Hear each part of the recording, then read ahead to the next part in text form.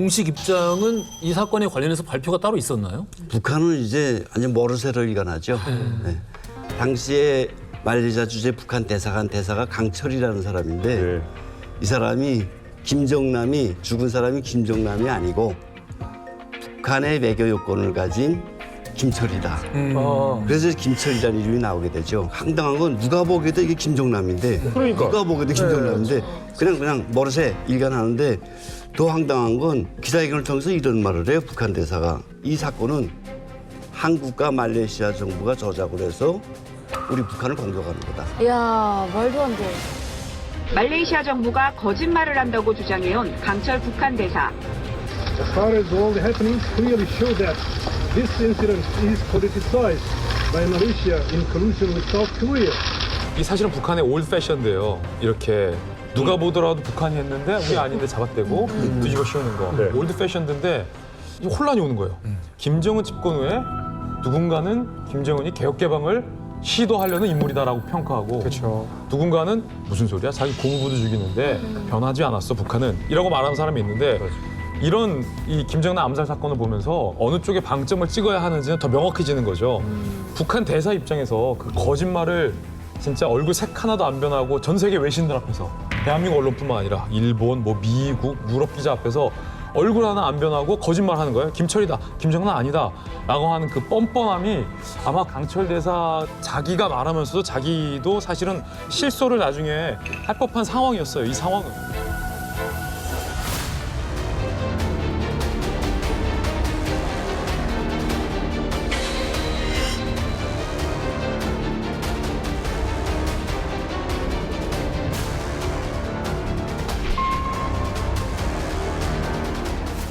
A lot of people ask me why I think this assassination was committed in such a public and brazen way. And I think there's a million guesses, but the undeniable truth is that this assassination caused a fear factor ripple effect around the world, you know, far outside of Malaysia. It happened, it caused that fear factor, I'm sure in South Korea, it definitely did in the US. I think was a way of sending a signal to anybody who's willing to cross Kim Jong-un or the regime that they can assassinate you at any time, anywhere, as public as they want to. 근데 진짜 라이언 화이트 감독 이야기가 핵심을 찌르는 것 같아요. 그 전 세계 실황을 통해서 보여졌으니까 뭐 공언한 거죠. 우리는 이런 일을 벌이고도 빠져나갈 능력이 있다. 그게 사실 일종의 어떤 능력 그 시위죠. 이건 암살이 아니에요. 라이언 화이트 감독도 말했듯이 어세시네이션이 아니라 어떻게 보면 궁극적으로 공개 살인이에요. 봐라. 그렇지 이렇게 된 거죠. 그들이 이제 공개 집행이라고 공개 집행이 된 거예요. 네.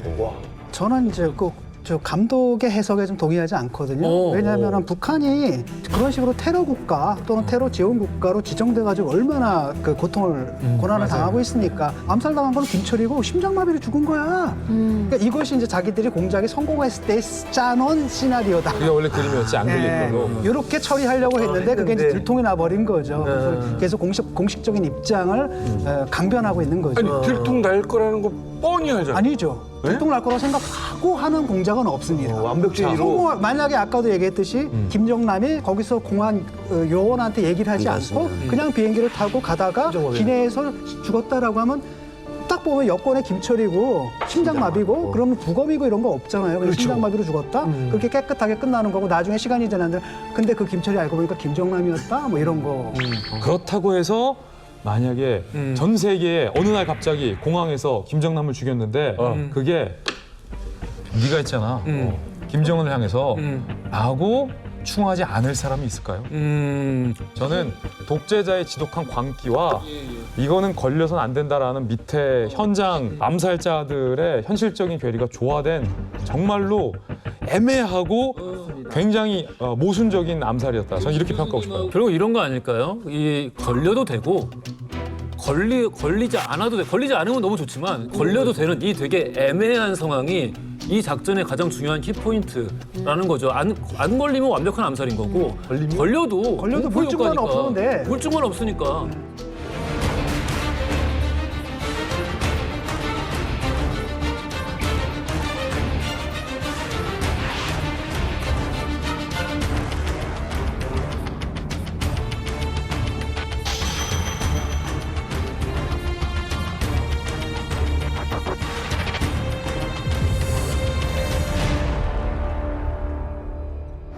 아직도 궁금한 건 이 두 여자야. 맞아요. 사실 제일 중요하지 않습니까? 처음에는 다 알고 한 거 아니냐 뭐 이런 얘기가 있었습니다. 또 그렇게 또 의심할 만한 이유가 있잖아요. 아무리 무슨 몰래카메라를 하다 하더라도 좀 이상하잖아요. 그다음에 손을 씻고 공항에서 황급히 빠져나가고 또 호텔 직원에 의하면 머리 자르고 변장 시도까지 하고 그렇지. 이러다 보니까 이제 처음에는 그렇게 했는데 또 다르게 생각하면은 동기가 없거든요. 동기 전혀 없죠. 이익을 본 게 뭐 있어? 게다가 뭐냐면은 범행 이틀 후에 다음 촬영이 있다 그래가지고 공항에 또 나와요. 나와서 잡혀요. 그리고 문자를 보냈어. 오늘은 촬영 없나요? 보냈는데 답신이 온 게 이 번호는 더 이상 쓰이지 않는 번호입니다. 아무리 모르고 했던 뭘 했던 사람이 죽었습니다. 그렇죠. 너무나도 어마어마한 주목을 받는 사람이 죽었고요. 맞아요. 이 여인 둘은 감옥에서 2년 동안 있으면서 재판을 받게 됩니다.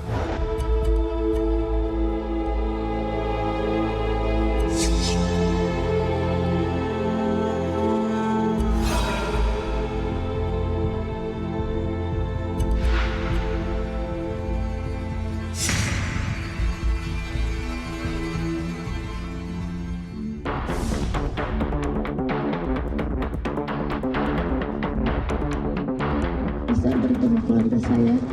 Selama 2 tahun saya menjalani proses hukum di Malaysia. Ingin mengucapkan terima kasih kepada Bapak Jokowi dengan secara pribadi.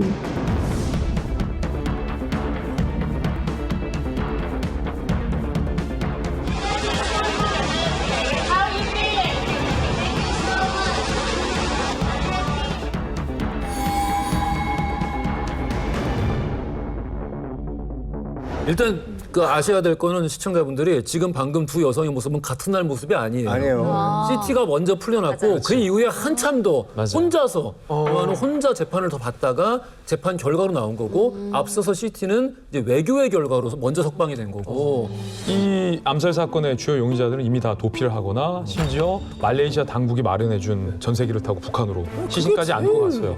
그 와중에 이 여성들을 기소하고 재판하는 게 무슨 의미가 있겠습니까? 시티 아이샤 같은 경우도 말레이시아 검찰이 그냥 기소를 포기했어요. 말레이시아 검찰도 정의를 위해서 공명심을 일해서 공명심을 위해서 일한다라는 조직의 사명 같은 게 있으니까 말레이시아 검찰 당국이 왜 기소를 취하하는지에 대한 설명도 없이 그냥 풀어줘 버렸어요. 그러니까 당연히 뭐 재판은 가지 않았죠. 말레이시아 검찰 입장에서도 상당히 좀 열받았던 측면이 있을 것 같아요. 조금 좀 수사하려고 증거 모으고 조금 좀 수사해보려고 판 키우면 정치권 위에서 내려보내서 무마시키고 돌려보내고 없애버리고 하니까 이 여성들 붙잡아 놔봤자 의미가 없다라는 판단을 말레이시아 검찰 당국이 한 것 같고 거기에 이제 인도네시아 당국이 압박이 얼마나 대단했겠습니까? 야, 니들 북한한테 한마디 찍소리도 못하면서 우리 국민 데리고 뭐 하는 거야? 증거 있어? 이 앞에서 말레이시아가 무슨 말을 할 수 있겠어요? 당연한 수준이었던 거죠. 근데 이제 CT가 풀려난 그날, 석방된 그날 법원에 같이 있었잖아요. 옆에 도안이요. 도안은 같이 있었죠. 솔직히 2년 동안은 둘이 친자매 같이 서로 의지하면서 2년 동안 그 구치소에서 버텼대요.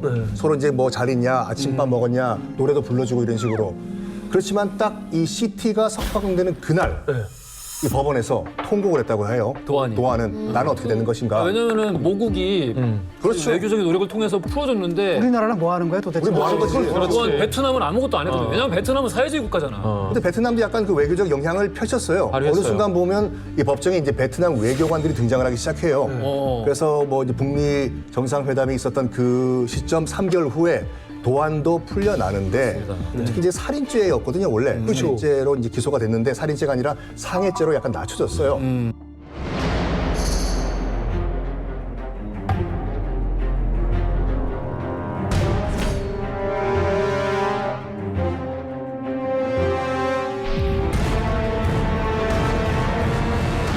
김정남 암살 사건, 이 사건에 끼어있는 이 드라마 같은 두 여인의 이야기.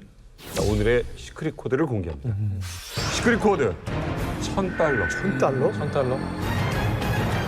$1,000는 뭡니까? $1,000는 시크릿 코드. $1,000. 네. $1,000? 어떤 의미일까? 어떤 의미가요? 어떤 의미가요? 머리가 좋다니까. 머리가 잘 돌아. 답변을 못한 게 하나도 없어. 은하 씨. $1,000 $1,000 그 VX 가격이 $1,000인가요? VS 가격이 $1,000. 수련료가 $1,000가 될 때까지 그 스타가 되고 싶어 했던 거 아닐까요?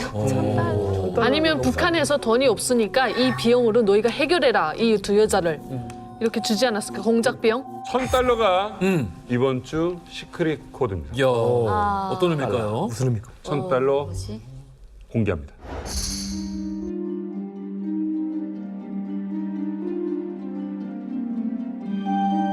It's a little bar in a backpacking district, kind of like the tourist district. It was called Hay Bar. A very surreal feeling because that bar is tiny too. You know, it holds probably like 6 or 8 people in that way too. Once you're actually in the place watching it just on a regular night, and you can imagine her there on a regular night, you start to be, I think, a little more empathetic towards these women.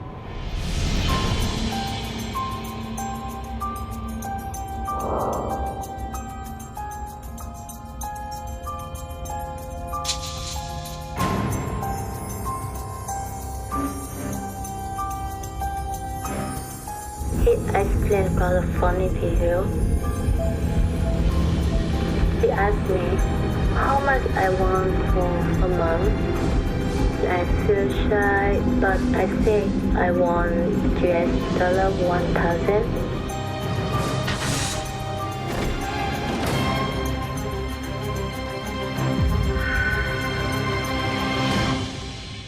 $1,000의 목숨을 걸었구나. 자, 김정남 암살 사건의 시작, 단돈 $1,000에 이루어졌다는 사실. 그래서 오늘 시크릿 코드가 $1,000였습니다.